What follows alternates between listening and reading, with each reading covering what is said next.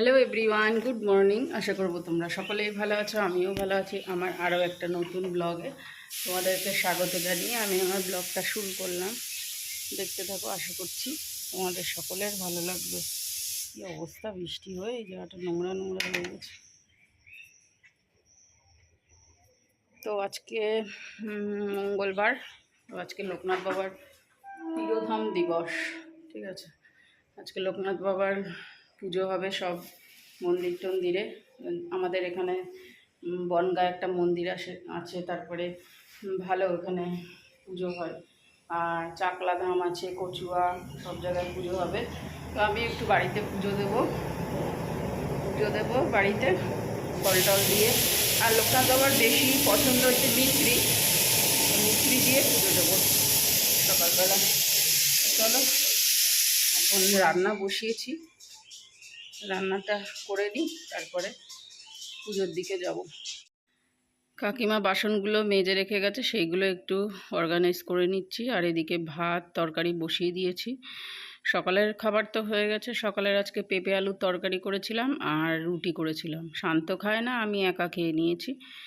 আর সকাল সকাল ভাত বসিয়ে দিয়েছি, কারণ যেহেতু সকালে খায় না, ওর জন্য তাড়াতাড়ি খেয়ে নেয়, মানে 12টা 12:30।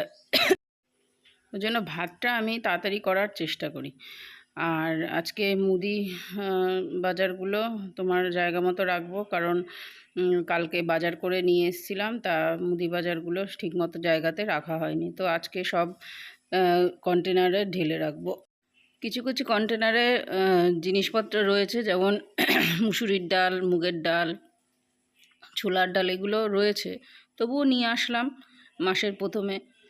আগে দেখতাম ছোটোবেলায় বাবু যখন মাসের প্রথমে এই যে মুদি বাজার করে নিয়ে আসতো, তখন সেইগুলো মা আর বাবু মিলে গুছিয়ে গুছিয়ে রাখতো মিটকেসের মধ্যে। আর দেখো, এখন আমার সংসার হয়েছে, কি অবস্থা। মেয়েদের জীবন কি না।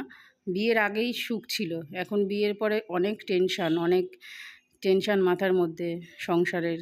কাকে কি বলবো না বলবো, কাকে কি করব, কে কীরকম ভাববে না ভাববে, এই একটা টেনশানের মধ্যে পড়ে মেয়েরা। ছেলেদের তো এই সমস্ত কোনো টেনশান লাগে না, ছেলেরা তো শ্বশুরবাড়ি যায় মাঝে মধ্যে, বছরে একবার কি দুবার, তো ছেলেদের কোনো তো টেনশান লাগে না। যত টেনশান মেয়েদের, কাকে কি বলবো, কে কি ভাববে না ভাববে, এই একটা চিন্তা মনের মধ্যে। তো যাই হোক, জিনিসপত্রগুলো সব অর্গানাইজ করে রাখছি জায়গা মতো। আর কি ধুলো পড়েছে দেখো কন্টেনারে। এই কন্টেনারগুলো বড় বড়, তো এগুলো আর সচরাচর ব্যবহার করা হয় না, এগুলো সানসেটের ওপরে রাখি, ওই জন্য ধুলো ধুলো পড়ে যায়। তো আমি যখনই জিনিস কিনি তখনই 1 কিলো করে কেনার চেষ্টা করি, কারণ 1 কিলো করে কিনলে কী হয় বলো তো, অনেক দিন চলে যায় জিনিসগুলো। মানে অনেক দিন বলতে 1 মাস চলে যায়। 500 করে কিনলে আবার ধরো মাসের মাঝখানে গিয়ে আবার নিয়ে আসতে হবে। ওই জন্য আমি কী করি, সবসময় বেশিটা কেনার চেষ্টা করি। ছোটোখাটো জিনিসও আমি গুছিয়ে রাখার চেষ্টা করি, কারণ কি বলো তো, এই যে কর্তামশাই বাইরে থাকে, চাকরি সূত্রে বাইরে থাকে, তো আমি অর্গানাইজ করব না তো কে করবে বলো। তো এটা তো আমার কর্তব্যের মধ্যে পড়ে, জিনিসপত্র সব কিছু গুছিয়ে গাছিয়ে রাখার। রান্না বান্না হয়ে গেছে, এবারে এই কন্টেনারগুলো ভাবছি ধুয়ে দেব। একটুখানি তেল চিটে মতো হয়েছে। প্রত্যেক সপ্তাহে এরম করে ধুয়ে রাখলে না, তাহলে ওই বছরে যে আমরা পরিষ্কার করি রান্নাঘরটার, তো সেটা আর কষ্ট হয় না। পুজোর সময় কিংবা পয়লা বৈশাখের সময় সেগুলো পরিষ্কার করি না, তখন আর এতটা কষ্ট হয় না, চাপ হয় না। তো যাই হোক, আমার রান্নাঘর মোটামুটি পরিষ্কারই থাকে। রান্নাঘর বলতে রান্নাঘর শুধু না, মোটামুটি ঘরদোর আমার পরিষ্কারই থাকে।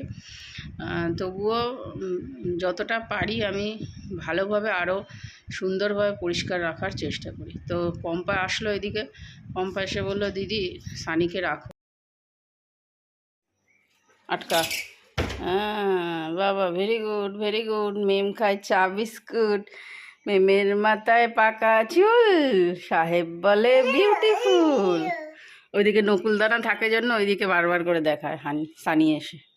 কি ওটা বলো, বলো নকুল দানা, বলো নকুল, বলো নকুল। ইয়া ইয়া কথা বলতে পারে না, ইয়া ইয়া করে। কি ওখানে কি বলো, আগে আগে বলতে হবে তারপরে। হ্যাঁ, কাকাই নিয়ে গেছে, কাকাই নিয়ে গেছে নকুল। তুমি খাবে? আচ্ছা দিচ্ছি, চলো আমি খুলি। এটা কে খাবে? এটা সানি খাবে নাকি? ও, দুখানা একসাথে। হ্যাঁ, কেমন, ভালো টেস্ট? মিষ্টি মিষ্টি মিষ্টি মিষ্টি লাগে? চলো আমরা ক্যান দিয়ে আসি। ক্যানটা নাও, ক্যানটা নাও সানি। হ্যাঁ নাও, চলো। বিকালেও অনেক কাজ থাকে, যেমন এই যে জামা কাপড় তোলা, তারপরে তোমার জামা কাপড়গুলো গোছানো, জায়গা মতো রাখা। জামা কাপড় ভাঁজ করতে আমার একটুও ভালো লাগে না, ওই এক গাদা হয়, তারপরে আমি জামা কাপড় ভাঁজ করি। আর শান গেছে পড়তে, দুধ দানা হয়ে গেছে, জামা কাপড়গুলো একেবারে দুধ আনার সময় নিয়ে চলে এসেছি, তা ভাঁজ করে নিচ্ছি। এরপরে যাব হাত পা ধোবো, ধুয়ে তারপরে প্রার্থনা করার টাইম হয়ে গেছে, প্রার্থনা করব, করে টোরে সন্ধ্যা দেবো, সন্ধ্যা দিয়ে তারপরে একটুখানি সিরিয়াল দেখব, চিরদিনে তুমি যে আমার। তার মধ্যে মিটিং হয়েছিল, তো মিটিংয়ের সব লোকজন এসে গেছে। এখন আমাদের বাড়ির পাশে একজন আমাদের সঙ্গে জয়েন হয়েছে, কারণ ওই কাকুলি মারা গেছে ওর পরিবর্তে, তো সেই জন্যে সব হিসাব কিতাব হচ্ছে। আর আমাদের 16 তারিখে একটা পিকনিক মতো আছে, ছোট্টখাট্টো, আমরা সেলিব্রেশন করব, কেক কাটবো। তোমার আমাদের সমিতির 2 বছর পূর্ণ হবে জন্মদিন উপলক্ষে। তো 16 তারিখে এখনও অনেক দেরি আছে, মাঝখানে 2 সপ্তাহ বাকি। তো ওরা চলে গেল, মিটিং হয়ে গেল আমাদের সমিতির। তো মিটিং হয়ে যাওয়ার পরে এবারে গাছে জল দিচ্ছি। এ দেখো লঙ্কা গাছ লাগিয়েছি এই টবের মধ্যে, তো গাছে জল দিয়ে এখন আবার 2 দিন ধরে বৃষ্টি হচ্ছে না, আর ঘরের মধ্যে তো তোমার বৃষ্টির জল আসেও না, তো এইগুলো ঘরের গাছের আমি জল দিই। তো যাই হোক, জল টল দেওয়া হয়ে গেছে। এবারে জামা কাপড় অর্ধেক ভাঁজ করে তারপরে সবাই চলে আসলো, ওদের সঙ্গে কথা বলতে বলতে তারপরে সন্ধ্যা হয়ে গেল, সন্ধ্যা দিয়ে নিলাম। সন্ধ্যা টন্ধ্যা দিয়ে, আরে দেখো সানি ঘুরঘুর করে বেড়াচ্ছে, ও মানে দরজা খোলা ফেলেই হয়, সমানে আসবে। আর এখন বেশিক্ষণ দাঁড়ায় না, এসে পরেই তোমার একবার এই ঘর একবার ওই ঘর করতে থাকবে, হাঁটা শিখেছে না, আর এক জায়গায় বসে থাকে না। আগে প্রায় গাড়ি নিয়ে খেলতো, কিন্তু এখন আর তাও বসে না, এখন ঘুরঘুর করে বেড়ায়।